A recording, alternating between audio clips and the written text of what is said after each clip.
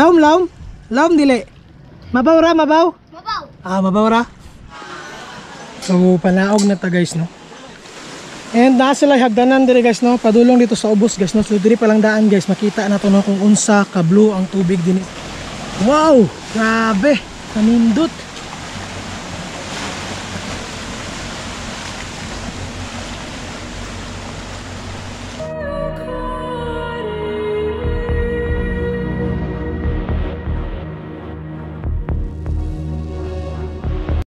What's up guys? Welcome back to our vlog. So bagong adlaw, bagong adventure. So padulong dahi ta karon dina sa Buhisan Cliff or Blue Lagoon dina sa lungsod sa tabi na Zamboanga del Sur. So ang atong jump off point is nata karon dinhi sa Pagadian City. So gikan diri kinahanglan nato mag-travel og more than 70 kilometers or that's around 1.5 hours para maabot ta didto.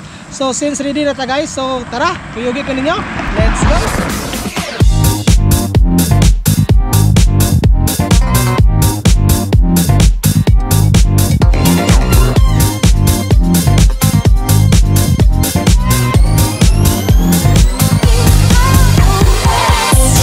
Pero pipila lang ka minutes nabot ato din sa lungsod sa Dumalinaw kung asa ta muliko. So ang Dumalinaw usa ni siya ka fourth class nga municipality dinhi sa probinsya sa Zamboanga del Sur. So kanang pa straight nga dalan guys, mo ni siya ang dalan padulong sa Zamboanga Sibugay province all the way to Zamboanga City.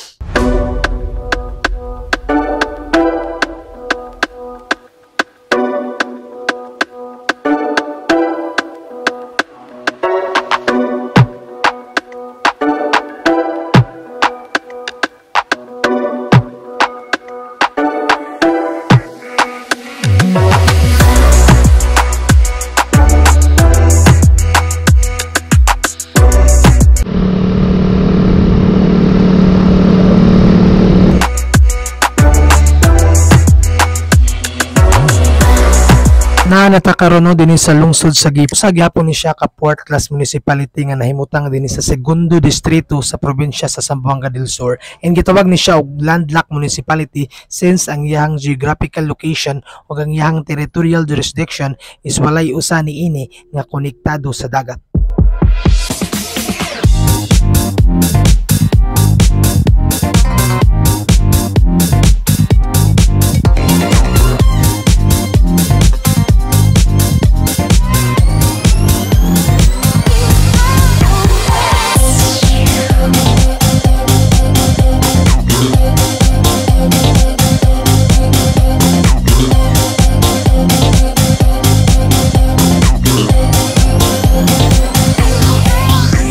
So after mga 40 minutes of travel guys, nag-stop over sa Tano nga dinhi sa may Barangay Bitinan. Sakop na ni siya dinhi sa lungsod sa San Miguel, Zamboanga del Sur. So gitawag na nila diri og butterfly no. So kanang pa straight nga dalan guys, mo na siya ang dalan padulong sa mga municipality of Margos sa Tubig, municipality of Binsinso Sagon, and ay paliko nga dalan sa unahan mo na siya ang padulong sa may municipality of Lapuyan. Kaning pa left side guys, diri ta muliko karon no. So mo ni siya ang dalan padulong sa municipality of Dinas, municipality of Dimataling, and municipality of Itogo, and also ang municipality of Tabina kung asa ta padulong karong adlaw.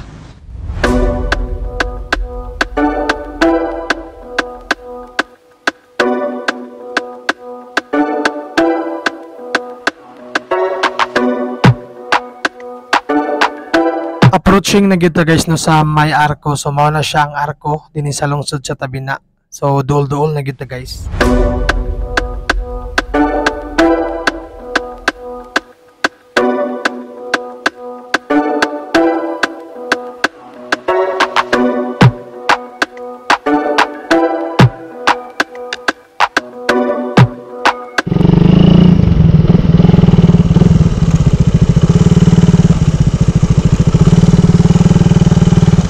Excuse me, padulong sa bagan niyan.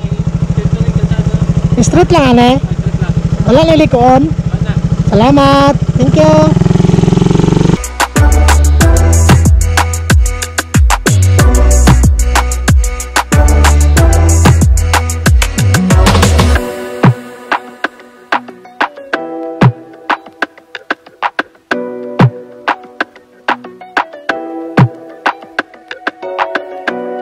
after more than 1.5 hours guys, ikan dito sa may Pagadian, and after na tumalabian ang 5 ka municipalities, naabot ata karon din sa may Barangay Baganian, sakop na ni siya din sa lungsod sa Tabina, Zamboanga del Sur, no. So kung asa located ang atuang destination kurang adlaw, which is ang Blue Lagoon, no. So gikan diri sa ilang pantalan, naadi ta karon din sa ilang pantalan, no, muna ang ilang port diri. So gikan diri nga area, siguro kinahanglan lang nato mag-travel og more than 15 minutes.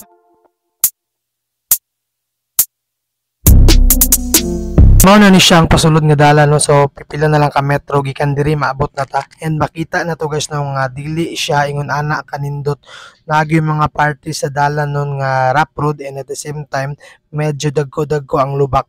Dili siya recommended sa mga sakyanan nga ubos, mas prefer ni siya sa mga habog nga sakyanan such as pick up, pero makaya raman siguro gihapon ni sa mga ubos. However, medyo maglisod lang gyud.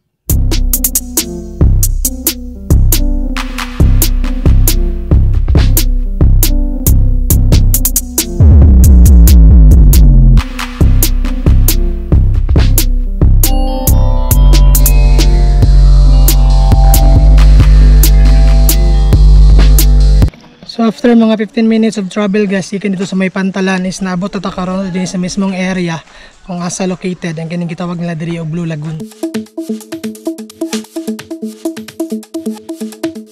So humana may bayad guys, 20 pesos per head diri, no. So panaog na mi dito sa mismong area. So gikan diri sa tuang pwesto, makita na nato, no, nga grabe kanindot sa ilang tubig diri.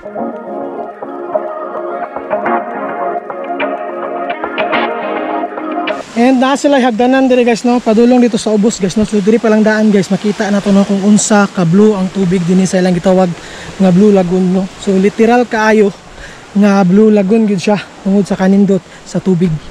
Gikan diri sa tuang pwesto, makita na to, no, ang kanindot sa massive na combination sa ilahang mga rock formation ug ang kanindot sa blue nga tubig.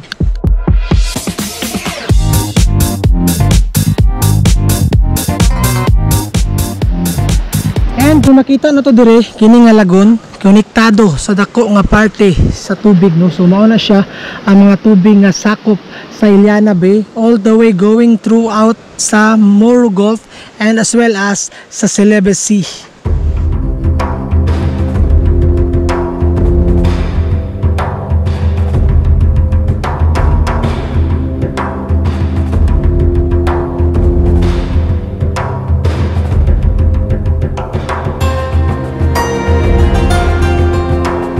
Mga 5 years ago guys, no, siguro mga 2017 to siya, nakaanhin na ta diri nga area, pero dili pa ni siya yung ani nga naanay mga sementado nga part, no.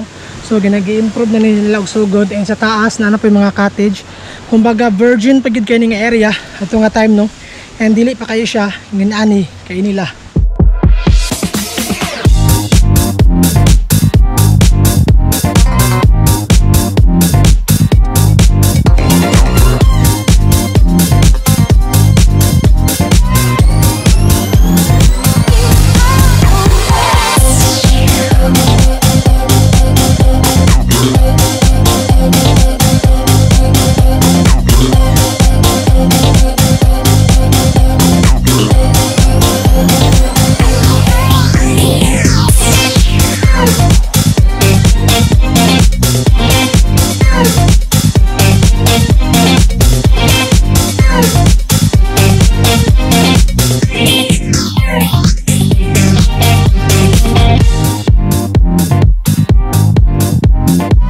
And kini nga part sa kinaiyahan guys, muna siya ang mga pruweba nga dili basta-basta ang kinaiyahan dinhi sa Mindanao, specifically dinhi sa lungsod sa Tabina, Zamboanga del Sur.